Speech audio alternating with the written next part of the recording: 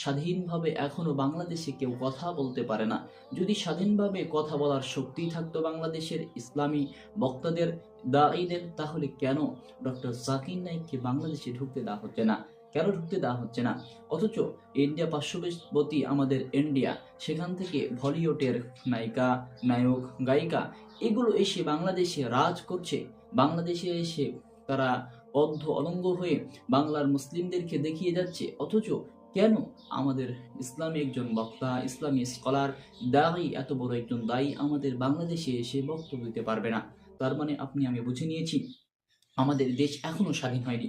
ফ্যাসিবাদী সরকার চলে গেছে এর মানে নয় যে আমাদের দেশ স্বাধীন হয়ে গেছে। ফ্যাসিবাদী সরকার চলে যাওয়ার পরেও আমাদের দেশের কিছু গণ্যমান্য ব্যক্তি তারা তাদের নিজেদের চেয়ারে বসে থেকে ওই চেয়ার থেকে এখনো সেই দাদা, মামা, খালুদের অনুসরণ করছে পার্শ্ববর্তী এলাকা। তাই আমাদেরকে এখনো মুসলিমদেরকে পদক্ষেপ নিতে হবে।